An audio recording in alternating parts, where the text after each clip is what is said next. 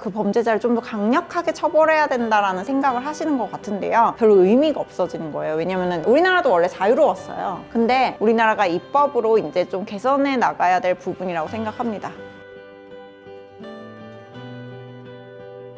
헬로, 부동산 형사 전문 이승은 변호사입니다. 오늘은 좀 분위기를 바꿔서 새로운 스튜디오에서 촬영을 해봤는데요. 돌려차기 사건이라거나 아니면 정유정 사건으로 인해 이제 범죄자들 신상 공개가 조금 핫해졌는데 신상 공개에 대한 이야기를 조금 해보겠습니다.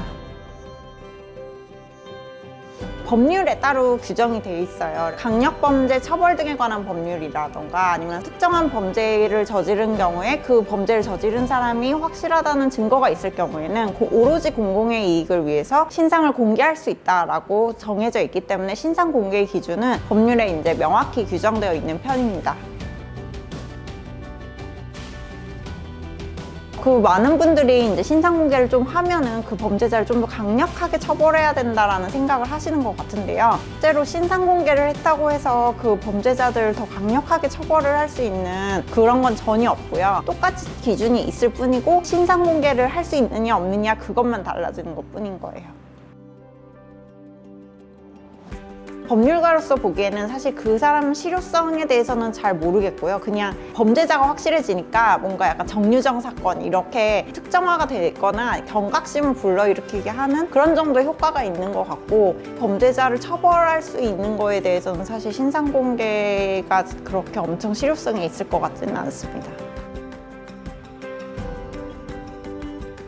정유정 같은 경우에는 실제로 졸업생이 도저히 알아볼 수 없다라고 얘기를 하는 경우도 있더라고요. 사실 그렇게 신상 공개를 해버리면은 별로 의미가 없어지는 거예요. 왜냐면은 세상에 동명이인은 많고 그 사람이 이 사람인지 전혀 알 수가 없는 상황이니까 그렇게 해버리면은 의미가 없어지는 건 맞고 가장 적나라하게 드러난 사진을 공개를 해야 되지 않을까 그런 생각은 듭니다.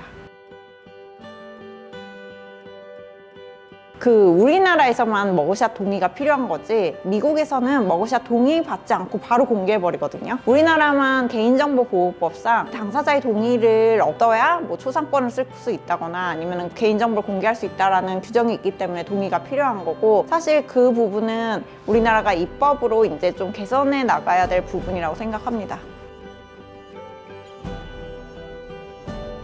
처음에 말씀드린 특정 강력범죄 처벌 등에 관한 법률이나 성폭법에서 그 신상 공개를 할 수 있는 주체는 수사기관에 한정되어 있거든요. 그렇기 때문에 그 피해자라도 가해자를 공개할 권리는 우리나라에 법률적으로는 없습니다. 저도 그 영상 봤거든요. 대단한 용기 있는 선택이었고 결단이었다고 생각을 해서 제가 응원을 하고 있는 입장이고 그 유튜버가 본인이 얘기했듯이 자기 사실적시에 의한 명예훼손죄에 해당한다고 얘기를 했거든요. 명예훼손에 해당하는 거 맞고 벌금이 50만 원에서 100만 원 사이더라고요. 그 정도 처벌을 받을 것 같습니다. 말 그대로 명예를 사람의 명예 혹은 단체의 명예를 이제 깎아내리는 그러한 사실 적시를 말하는 건데 그 사실이라는 건 꼭 진실한 사실일 뿐만 아니라 허위 사실의 경우에도 해당이 되는 건데 이제 명예라는 거는 어쨌든 그 사람의 사회적 가치라는 걸 말하는 거거든요. 그렇기 때문에 이 사실을 알려졌을 때 그 사람의 사회적 가치가 깎아내려질 수 있다라고 하면은 그거는 명예훼손에 해당할 여지가 있는 거죠. 꼭 돌려차기남이 아니더라도 물론 피해자가 신고하는 건 고소라고 하고 제3자 전혀 상관없는 사람이 신고하는 건 고발이라고 하거든요. 누군가가 고발을 하면은 인지를 해서 수사기관에서 수사를 할 수는 있어요. 문제는 이게 공공의 이익이 얼마나 있는 것인가. 공공의 이익과 그 돌려차기남의 어쨌든 인권의 형량을 해봤을 때 어떤 게 더 중요한 것인가 라는 건 수사기관의 판단으로 넘어가는 거죠. 공익적 목적이 있을 경우는 비방의 목적이 없다라고 그렇게 판례가 계속 나오고 있기 때문에 이게 내가 얘를 비방하려는 의도가 아니라 공익을 위해서 이 정보 공개가 필요했다라고 주장을 하면 아무래도 죄를 면할 가능성은 높아집니다. 그럴 수 있죠. 무죄가 나오거나 아니면 검찰 단계에서 불기소 처분을 하거나 기소가 아예 안 되는 거거든요. 불기소 처분이라는 거는요. 검찰 단계에서 끝나거나 아니면 검찰에서 기소를 하더라도 법원에서 무죄가 나오거나 이런데 그분이 이제 공익적 목적이라고 주장할 수 있는 가장 큰 근거는 피해자분이 같이 나오시더라고요. 얼굴을 가리시고. 그분이 이제 원했기 때문에 나는 너무 황당한 일을 당했고 이 사람의 신상을 공개를 하고 싶다라고 원했기 때문에 사실 그 유튜버는 공익적 목적이 있을 거라고 참작이 될 가능성이 높을 거라고 저는 생각합니다. 그건 제 생각이고요. 뭐 또 다르게 판단하실 수는 있어요.